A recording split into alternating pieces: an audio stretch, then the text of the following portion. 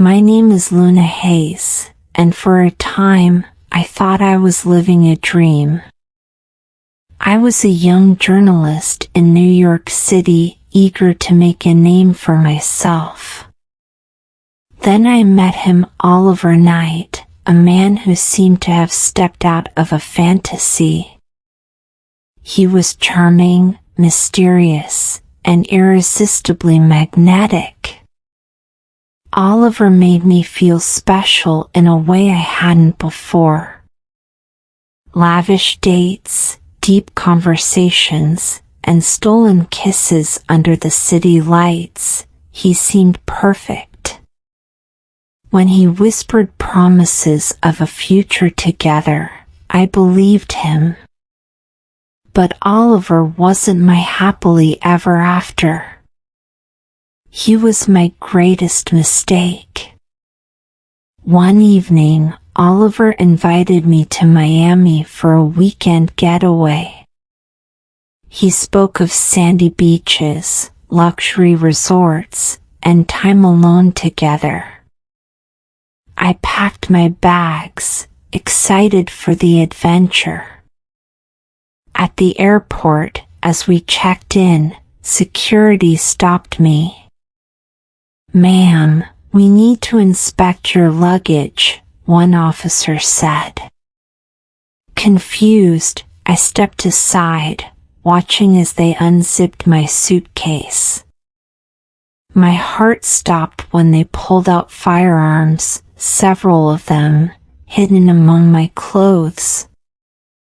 "This isn't mine," I protested, my voice shaking. "I don't know how they got there." I turned to Oliver for help, but he was gone. Disappeared. What followed was a nightmare. I was arrested, interrogated, and charged with smuggling illegal weapons. Oliver never showed up at the trial. In fact, it was as if he never existed. His name wasn't on any records, and no one could find him. The jury didn't believe me, and the judge was merciless. I was sentenced to 6 years in a high-security prison. Prison was a hell I wasn't prepared for. The first year was the hardest. Every day was a battle to survive. I was bullied, isolated, and labeled as a criminal. But instead of breaking, I adapted. I befriended inmates who taught me how to defend myself and stay strong. I spent hours in the library, devouring books on law, psychology, and criminology. I studied Oliver's betrayal, piecing together every detail of our time together. Slowly, I began to see the truth. He wasn't just a liar. He was part of something much bigger. By the time I was released on parole after 4 years, I wasn't the same person. The naive, trusting Luna was gone. In her place was someone cold, calculated, and determined. My first move was to track Oliver.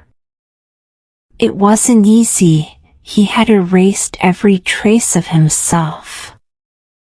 But I wasn't a journalist for nothing. I dug through archives, connected dots, and followed whispers. My search led me to Miami, to a nightclub owned by a man named Marcus Steele. Marcus was Oliver's right-hand man. I got a job at the nightclub, pretending to be a desperate woman looking for a fresh start. For weeks, I worked quietly, watching and listening. I learned that Marcus ran a gun smuggling operation, just like the one I'd been framed for. One night, I overheard Marcus on a call. "The boss wants the shipment ready by tomorrow," he said. "He doesn't like delays." I knew he meant Oliver. I followed Marcus to a warehouse where the guns were being loaded onto trucks.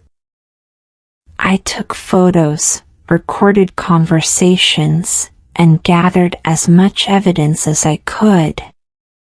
But just as I was about to leave, I was caught. Marcus and his men dragged me inside. "Spying on us, huh?" he sneered. "You've got guts, but no one crosses Oliver and lives to tell about it." Before they could hurt me, I used the self-defense skills I'd learned in prison. I fought my way out, stealing a gun and a car in the process. I sent the evidence I'd collected to a trusted contact in law enforcement. But I wasn't done yet. I wanted to confront Oliver myself. The evidence led me to Oliver's mansion, a sprawling estate hidden deep in the Miami outskirts. I broke in under the cover of night, slipping past guards and security cameras. I found Oliver in his office, leaning back in a leather chair. He looked older, but just as dangerous. When he saw me, his lips curled into a smirk. Well, he said. "Luna, I wondered when you'd show up." I pointed the gun at him. "You ruined my life, Oliver." He laughed. "Your life was nothing. I gave you a taste of the world, and you couldn't handle it." His words ignited my anger.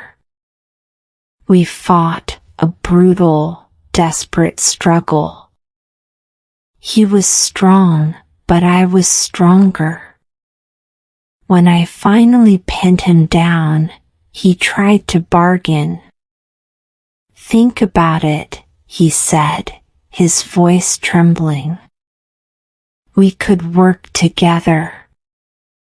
You're smarter than I gave you credit for. Join me, and you'll never want for anything." I stared at him, disgusted. "I don't want anything from you except justice." I pulled the trigger, and Oliver's reign of terror ended. The police raided the mansion the next morning, using the evidence I'd sent them.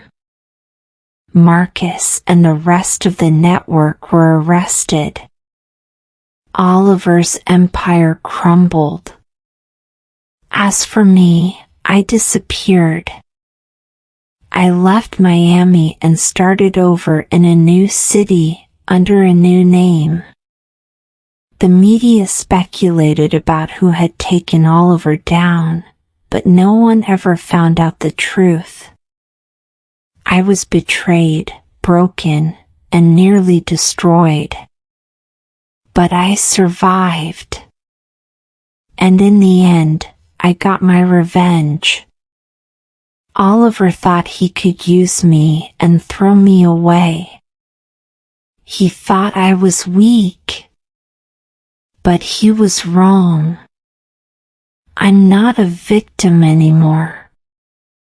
Now, I live in the shadows, far from the life I once knew. And if anyone tries to cross me again, they'll learn the same lesson Oliver did: never underestimate me.